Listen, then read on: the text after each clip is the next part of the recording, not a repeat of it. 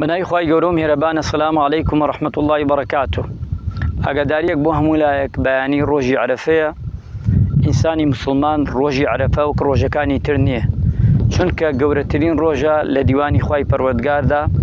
ئەو ڕۆژەیە پێغەمبەرگیانە فەرمی عەلەیهی سەڵات وەسەلام هەر کەسێ بە ڕۆژوو بێ خوای گەورە ساڵێکی پێشوو و ساڵێکی پاشی خۆی لە گوناح و تاوانی خۆش دەبێ.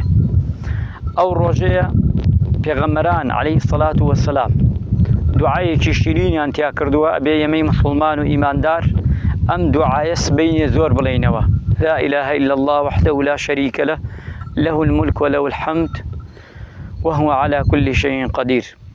ئەمە پێغەمبەران وتویانە، پێغەمبەری خوای صلی الله علیه و سلم بە دوعای عەرەفە مەشهورە وتراوە. خاڵێکی ترمانەوەیە ذکر و یادی خوای پەروەردگار. الله أكبر الله أكبر الله أكبر لا إله إلا الله الله أكبر الله أكبر ولله الحمد. ئەم ذکرە زۆر بڵێینەوە، چونکە لە نوێژی بەیانی و دەست پێ ئەکا بۆ ئێمە، بەڵام لە حەجاج حاجیان لە یەکی ذی الحیجەوە دەست پێ ئەکا بەوان.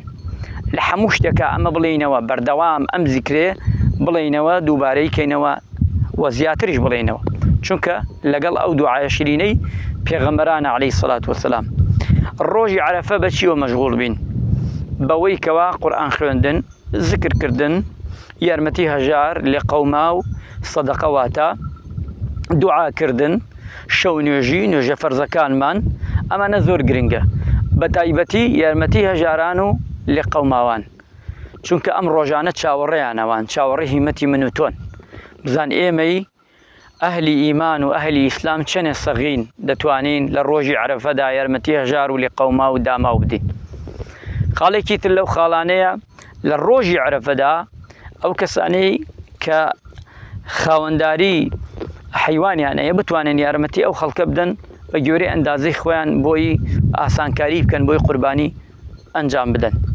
و بەردەوامش ئەبێ لە ڕۆژی عەرەفەدا دوعاکانمان چڕکەینەوە، هەرچیمان گەرە لە دیوانی خوادا داوای کەن، چونکە دوعای ڕۆژی عەرەفە ڕەتکردنەوەی نییە. لە ڕۆژی عەرەفەدا هەرچی داوایەک تەیە بیکە، ئەو ڕۆژە دوعا ڕەت ناکرێتەوە، وەردەگیرێ. خوای گەورە لە من و لە ئێوەش خۆش ببێ. ومێدەوارین خوای گەورە تەمەنمان باقی داتا بەیانی، و خوای گەورە ئەو خێر و بەرەکەتەی بەیانی و ڕۆژانی جەژن بکاتە نەسیبمان. وصلى الله على محمد وعلى آله وصحبه أجمعين.